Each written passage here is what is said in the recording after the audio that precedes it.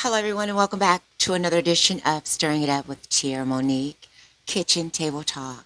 And on today's edition of Political News, you got me. I stepped into the frame just to talk to you a little bit and express to you some things about the show. As you know, you haven't seen much of me.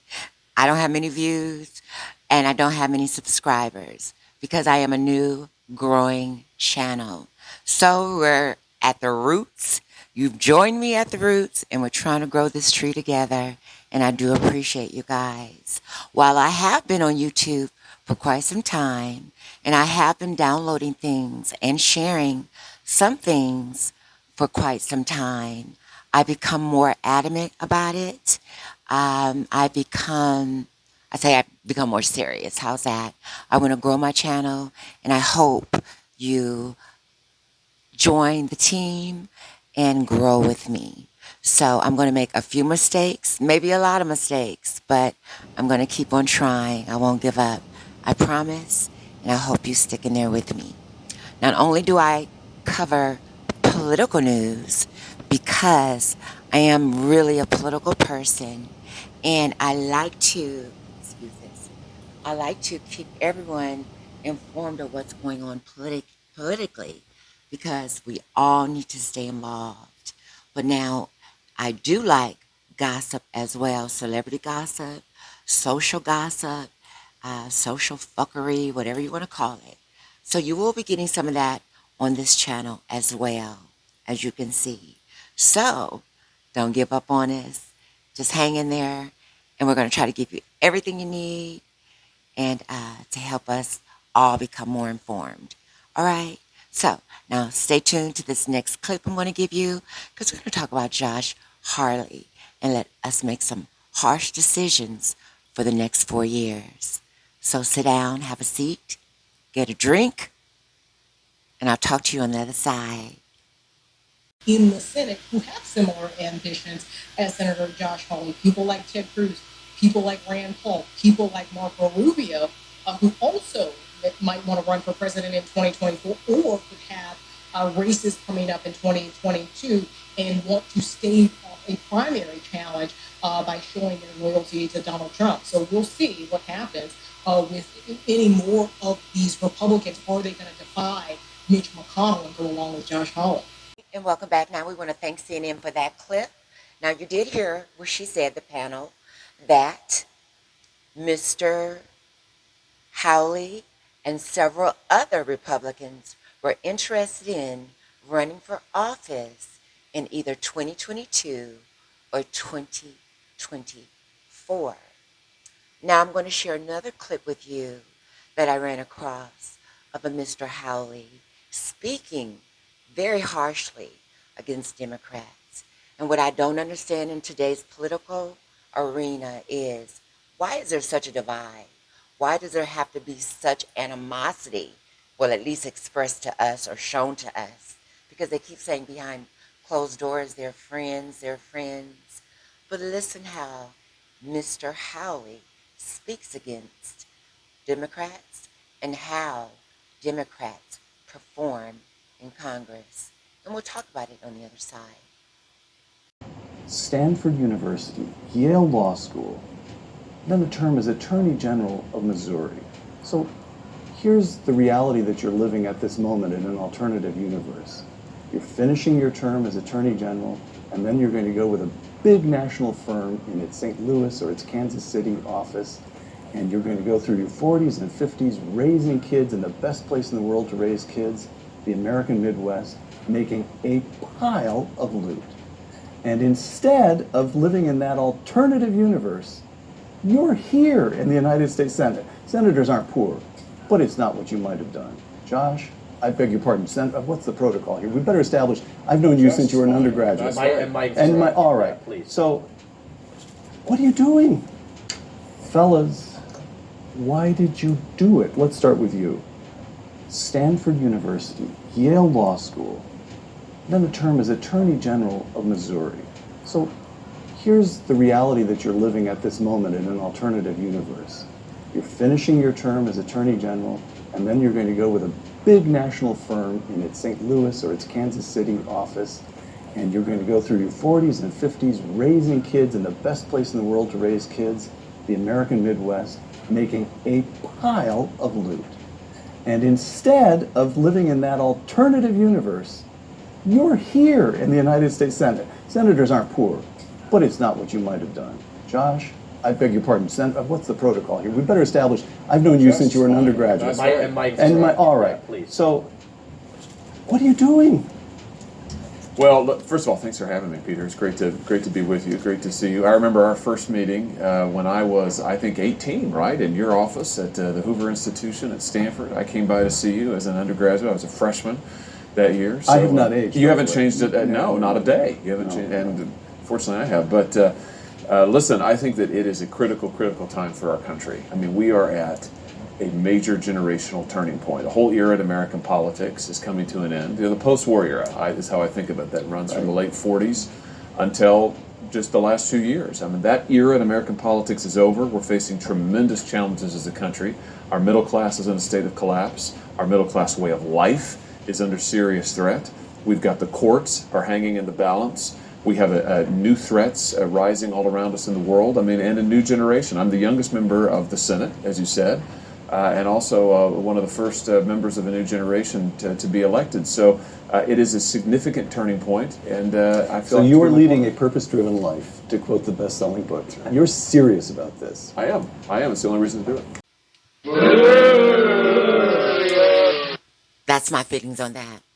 All right, moving right along. I want to show you another clip that I think you'll find very interesting. What I don't understand is, why was Mr. Hawley speaking so negative about Democrats? Why is it in today's society it's so polarizing? There always has to be some negative talk, especially from the Republicans. And if you don't believe me, check this next clip out, and we'll talk about it on the other side. Your new senator to be Josh Hawley. We need Josh badly. Josh, thank you. In fact, Josh, do me a favor, come up here just for a second. Just shake my hand. This guy is a special man. Come here, Josh. Come here.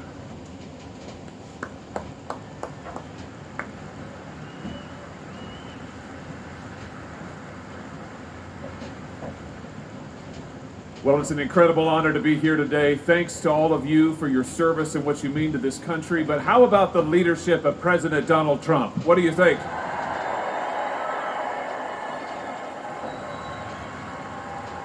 You know, when I think about President Trump, there's one word that comes to mind. That word is courage. Do you agree? How many people over the years have said that they'll do this or they'll do that, but there's one guy who had the guts to actually fulfill his promises, the guts to move our embassy to Jerusalem, the guts to actually stand up against our enemies overseas, the guts to put conservatives on the Supreme Court of the United States, and that's Donald Trump.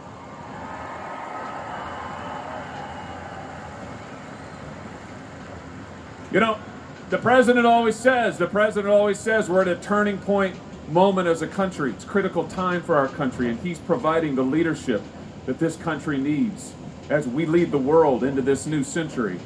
And now I tell you what, I think he needs reinforcements in Washington, D.C. Do you agree with that? So let's do this. Let's show our appreciation again for President Trump and the leadership that he is giving to this country, and let's redouble our efforts and recommit ourselves to standing together, working hard, and making America great again.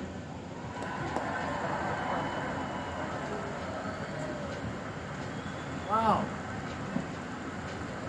Goodbye, folks. That was great. What a great young man. All right, everyone, the clip that I just shared with you was a rally for Mr. Hawley. Trump had came to help him rally for the seat of Senate, and apparently he won. So now that Trump went out to help him, what does that mean? We all know what that means. Loyalty. And to Trump, what does loyalty mean? Throwing yourself under the bus. And if you don't believe me, check this clip out and we'll talk about it on the other side.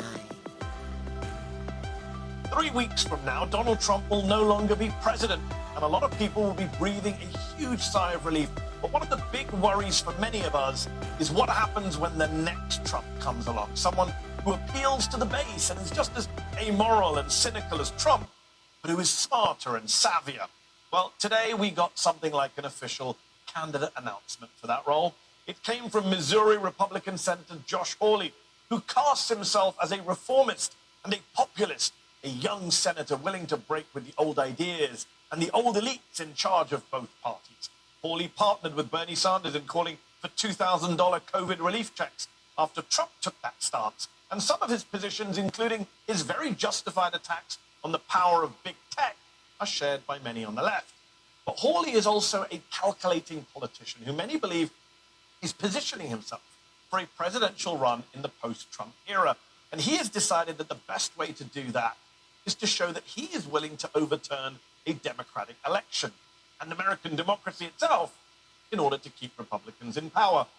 Hawley announcing today that he will object to the certification of some states' electoral college results on January the 6th, when Congress is scheduled to ratify Joe Biden's very legitimate victory.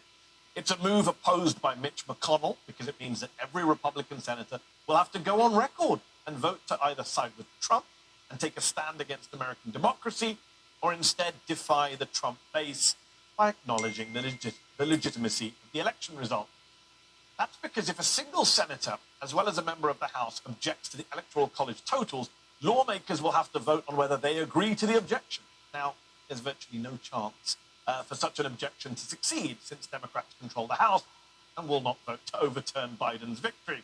But a number of Republican House members have said they will object anyway, and now Josh Hawley has as well. And to be honest, Hawley has done us a favor, because while many Republican senators still haven't publicly accepted the election results, none had gone this far. Hawley has now outed himself as the lead plotter in the Senate in Donald Trump's attempted coup. It's a scarlet letter that should follow him forever. He's gone on record against democracy, and he's forcing the rest of the GOP to go on record too. It's important to understand how unprecedented this is. As we noted earlier this week, not a single Democratic senator objected when Al Gore was declared the loser of the 2000 election, even though there was a much more credible case for the election having been stolen then. And when House Democrats objected, citing the incomplete vote count in Florida, it was Gore himself, who was presiding over the proceedings in Congress, who shut down the challenge. Mr. Vice President, there are gross violations of the Voting Rights Act from Florida. And I object, and it is not signed by a senator. The chair thanks the gentlewoman from California on the basis previously stated the point of order may not be received. We should also note that after the 2004 election, there was one Democratic senator who did object, Senator Barbara Boxer of California, but it was a very different situation. John Kerry had conceded, and Boxer made clear she wasn't trying to overturn the election, but rather to spotlight problems in Ohio, such as voters being forced to stand in line at some precincts for 10 or even 12 hours. What Josh Hawley is doing is very different. Donald Trump continues to insist that the election was stolen from him. Last night, he was rage tweeting deranged attacks on Republican officials in Georgia who won't steal the election for him, including a claim that the Secretary of State's brother, quote, works for China. Turns out the Georgia Secretary of State does have a brother, but he has nothing to do with Chinese tech companies or voting machines. He's just an ordinary guy. Then today, seemingly in response to Hawley's announcement, Trump tweeted, January the 6th, see you in D.C. On what basis is Josh Hawley contesting the election on the 6th of January? Georgia just finished yet another audit of its results that confirmed once again that Biden won and that there was no fraud. Trump's crack team has not been able to find evidence of fraud anywhere else. And their legal challenges have been laughed out of the courts again and again. At one point, they lost cases in 6 states in a single day. And look, it's one thing for some of the most infamous Republican backbenchers in the House, the usual suspects, to play along with Trump's coup attempt. Nobody expects much else from these people. But Josh Hawley is supposed to be a smart guy, the future of the GOP. I happen to think he knows what he's doing in trying to undermine illegitimate election. He just doesn't care because he thinks it'll help him win over the Trump base. Hawley is a self-styled populist who loves to rail against the elites, despite being a member of the elite himself. The senator attended Stanford University and Yale Law after graduating from prep school. And is there anything less populist than telling more than 81 million Americans that their votes shouldn't count, so that he, Senator Joshua David Hawley, can scheme his way into the Oval Office come 2024?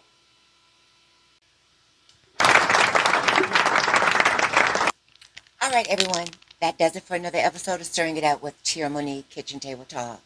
And as we know, we still have 4 years to make any decisions and 4 years to check out what's been going on. Now, since this pandemic, I've become very alert and very attentive to what's going on. Well, actually the last 4 years, because I've been in such a panic that I've been really paying attention and learning a lot about politics. And so I can't stress to you any harder that politics is fundamental and it's all our rights, and it's something that you really should keep up with, because these people affect our lives, our children's lives, our grandchildren's lives, so on and so forth. So once again, until next time, please leave your comment below. And if you did like this video, please like and maybe subscribe to become a friend of this growing channel. Until next time, take care of yourself. God bless you. And we'll talk to you again later.